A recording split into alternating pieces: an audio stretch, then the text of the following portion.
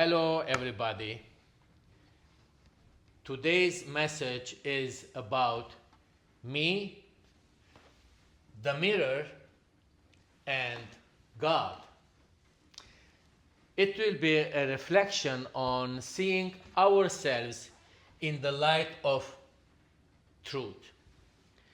There comes a moment in every life when we must stand before the mirror, not the one that hangs upon our wall, or as I put it there now, but the one that hangs within our soul. We look and we see, or we try not to. For the mirror tells no lies. It shows the face we present to the world, but it also reveals the unseen, the untold, and the unhealed. And when that mirror is held up in the light of God, there is no pretending, no disguise, no distance to hide behind. We all have mirrors in our homes, in our workshops, yet few of us truly look. We check our reflection, fix what's visible, and move on. But the mirror I speak of is not made of glass. It is made of truth. It reflects the condition of our heart, the weight of our choices, the lines written by time, sin or grace. It reflects what we are becoming. When we stand before God, that mirror becomes clear. Now we see but a dim reflection as a mirror. Then we shall see face to face, writes St. Paul, 1 Corinthians chapter 13, verses 12. God's presence is the final mirror, not to expose us to shame, but to awaken us to truth. His gaze is not cruel, it is pure. He sees us as we are, yet also as we could be, redeemed, renewed, and radiant in His mercy.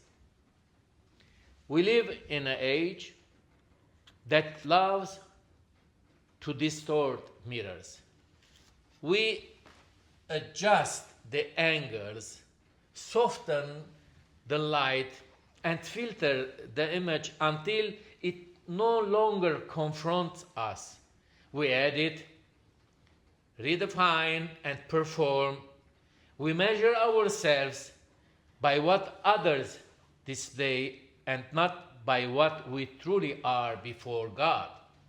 Yet deep within, we know when the reflection is false, when the face we show the world no longer matches the one we meet in the silence of our soul.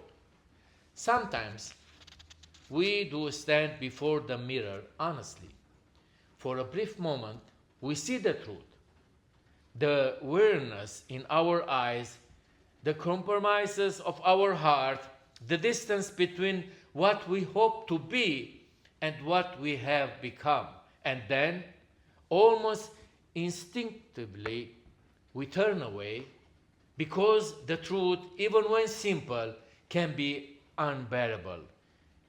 We would rather polish the surface than face the depth.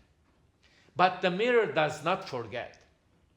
The soul remembers what is so, and the longer we avoid it, the more that unspoken truth waits for us, not to condemn, but to call us back to sincerity.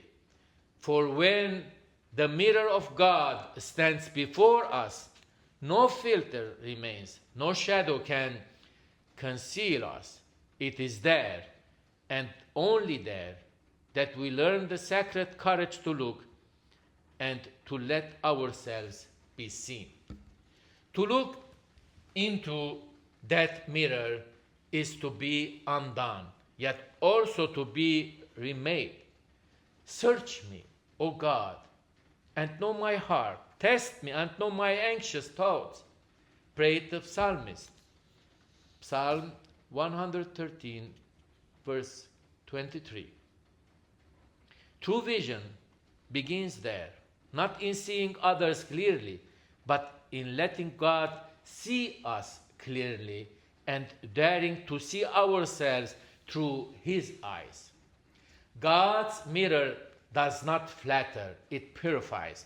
It does not condemn, it convinces. When Peter denied his master 3 times, it was not a sermon that broke his heart, it was a look. We read in Luke chapter 22, verse 61, and the Lord turned and looked straight at Peter. In that look, Peter saw himself, not the bold disciple he thought he was, but a frightened man. Yet in the same mirror of Christ's eyes, he also saw forgiveness, love stronger than his failure. He wept and he was changed forever. The mirror of God never lies, but it also never stops loving. That is the mystery of the divine truth. It wounds only to heal. It humbles only to raise. It reveals our dust only to breathe life into it again. Many saints have stood before that mirror and trembled. Saint Augustine confessed, Lord, let me know myself, let me know Thee. He understood that self-knowledge and God-knowledge are intertwined. To see one is to see the other, for we are made in His image. Every human soul, no matter how fallen, still bears a faint reflection of divine face. And yet, how many of us avoid that encounter? We fill our lives with noise and endless emotion, so we won't have to look too closely. But the silence of the mirror and the stillness of God always awaits us. As Clive Staples Lewis, 1898 to 1963, the British Christian thinker and scholar, wrote, "The real mirror of our souls is not the eyes of man, but the eyes of God. Only before Him can we see ourselves without disguise. True self-knowledge does not come from human judgment, but from divine sight. The mirror of God reveals our truest identity, both sinful and beloved."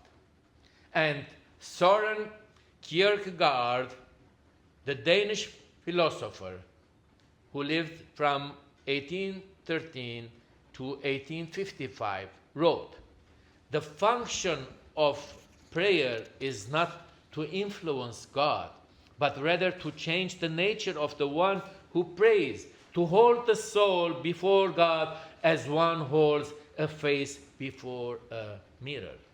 Prayer, then, becomes our moment of reflection, not to see what we want, but to face who we are. Before God, our soul's reflection becomes honest and transforming. When we finally dare to look, we discover that what we feared was not punishment, but presence. Not judgment, but grace. The mirror of God is not meant to show us what is wrong with us, but what is right with Him. His truth becomes our healing. His light becomes our reflection. So today, let us stand once more before that sacred mirror. Let us look without fear and without pride, Let us say with open hearts, "Here I am, Lord, not as I wish to be seen, but as I am. Teach me to see myself as you see me." For in that vision, in that divine reflection, we will no longer see just me and the mirror, but God looking back, whispering, "You are mine. You were lost, but now you are found. You were blind, but now you see." May God bless everyone abundantly. Amen.